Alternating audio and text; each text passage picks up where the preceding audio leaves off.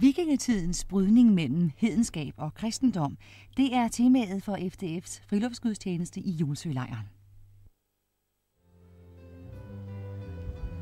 Goddag, velkommen til gudstjeneste i Julsølejren 1996. Det er FDF, der holder landslejr ved Himmelbjerget. FDF i dag med både piger og drenge. Men FDF laver også video. Se bare her. Hej, jeg hedder Karen. Velkommen til FDF's landslejr her ved Julsø, hvor vi i løbet af de sidste par dage har bygget en kæmpe teltby her på sletten ved Himmelbjergs fod. Jeg tror, I får det bedste indtryk, hvis vi lige ser det lidt fra oven.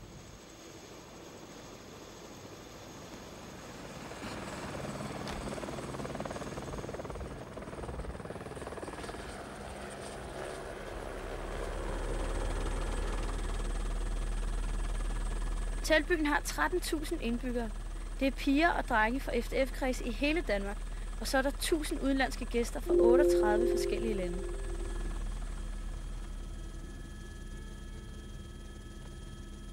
Lejren er opdelt i forskellige landsbyer. De har alle sammen navne fra den nordiske mytologi, f.eks. Frejskov, Balderskov og Idunskov.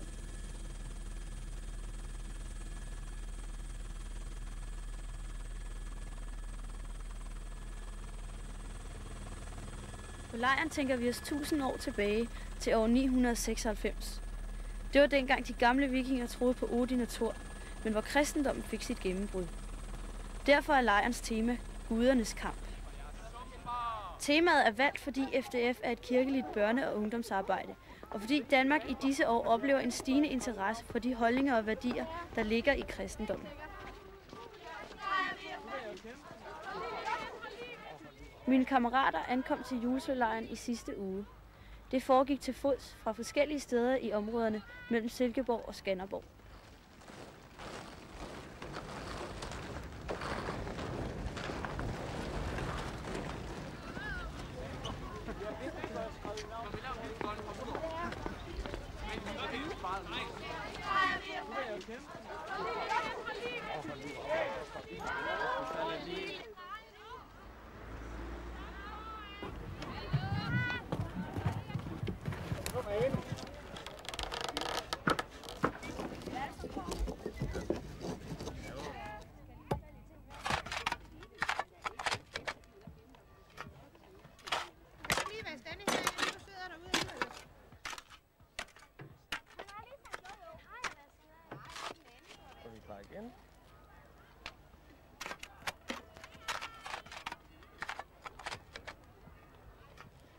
I løbet af ganske få dage er de mange teltlandsbyer blevet bygget op med reb og rafter. Vi sover alle sammen i telt, og maden bliver selvfølgelig lavet over bål.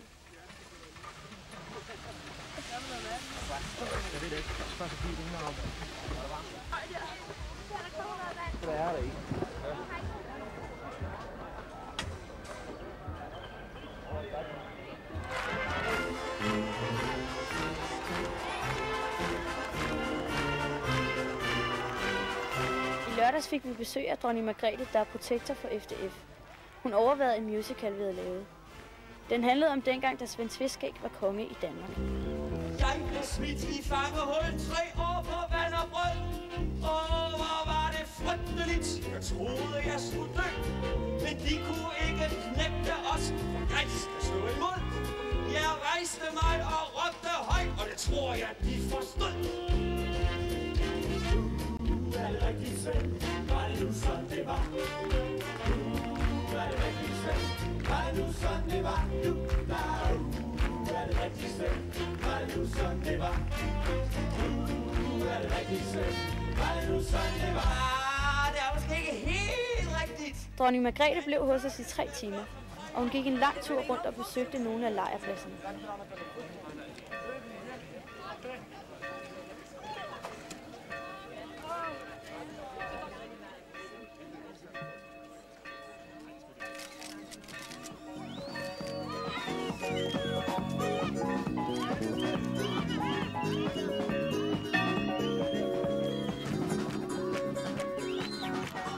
Til sidst så dronningen en musicalgruppe fra Sydafrika synge og danse.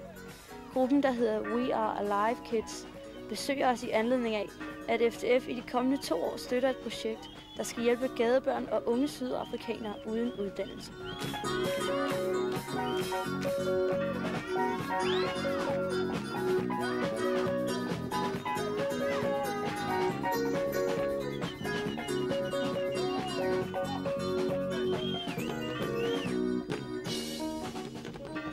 Hver dag holder vi morgenandagter ude i vores landsbyer. Men i dag er alle lejrens 13.000 deltagere samlet på den store lejrbålsplads, som er ramme om den gudstjeneste, vi nu skal være sammen om.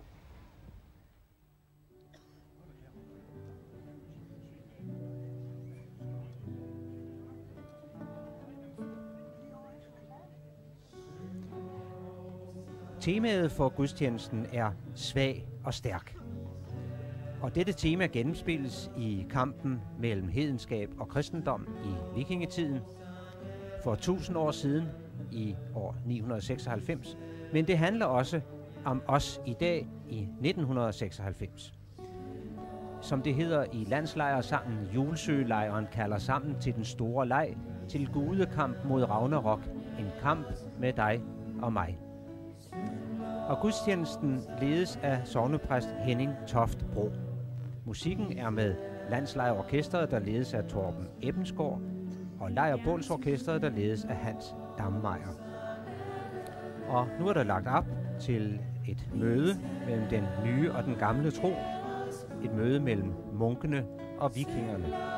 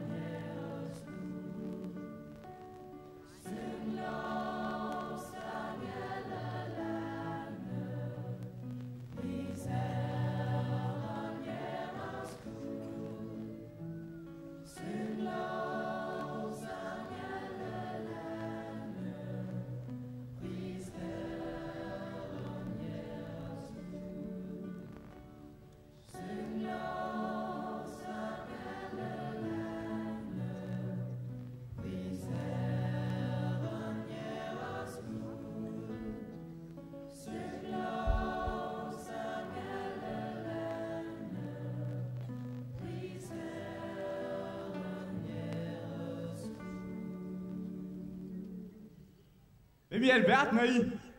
Vi er kristne munke, og vi vil gerne fortælle jer om den Gud, vi tror på. Ja, vi har godt nok hørt så meget om jeres Gud her på det sidste. Overalt, hvor vi kommer frem, taler man kun om jeres Gud, om hvor mægtig han er, og hvor stærk han er. Og så det der med, at han siger, at alle mennesker er lige. Så ved I, hvem vi tror på? Ja, det er ham, man kalder den hvide krist. Ja, hvide krist eller Jesus Kristus. Nu skal vi også tænke på, vi har jo også vores Gud, vi tror på, der passer på os hjemme i familierne og sørger for vand og sol, så kornet gror på vores marker. Og når vi sejler på havene, hjælper de os, og i krige passer de på os. Vores Gud er også en Gud, der sørger for alle og passer på alle. Faktisk sendte Gud sin søn herned for at fortælle os, hvor meget han elsker os. Både træl og fri. Han gik rundt hernede og fortalte om Guds kærlighed, og han viste også sin kærlighed ved at opvække døde, og ved at give nyt mod til de nedtrykte, og ved at helbrede syge. Jesus sagde, at vi skulle gøre alle folk til hans disciple. Vi skulle døbe dem, og vi skulle fortælle dem historierne om Jesus og om Gud. For at huske, hvem Jesus var, og hvad han gjorde, har vi samlet alt det, vi tror på, i det, vi kalder trosbekendelsen. Og den vil vi gerne sige nu, sammen med jer.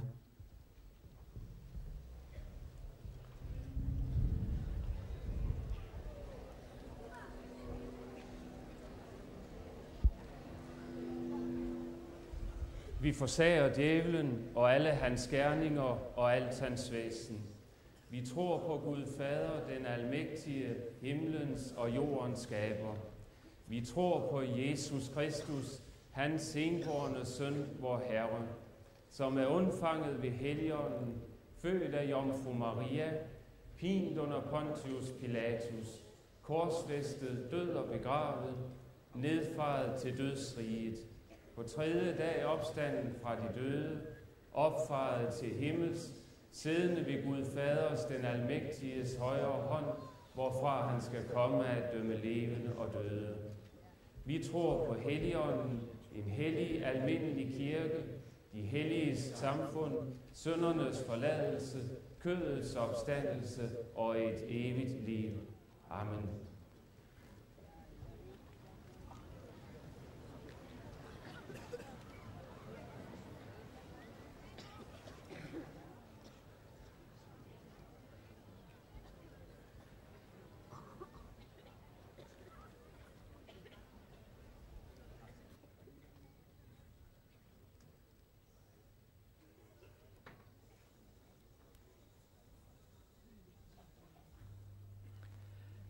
Ja, nu skulle de have hejst sejlet. Det var lidt problematisk, men nu er det hejst, og så kan man se, at bag sejlet, der er der et kors. Altså kristendommen, som har sejret over hedenskabet. Og så er det tid for salmen, Se nu stiger solen af havets skød.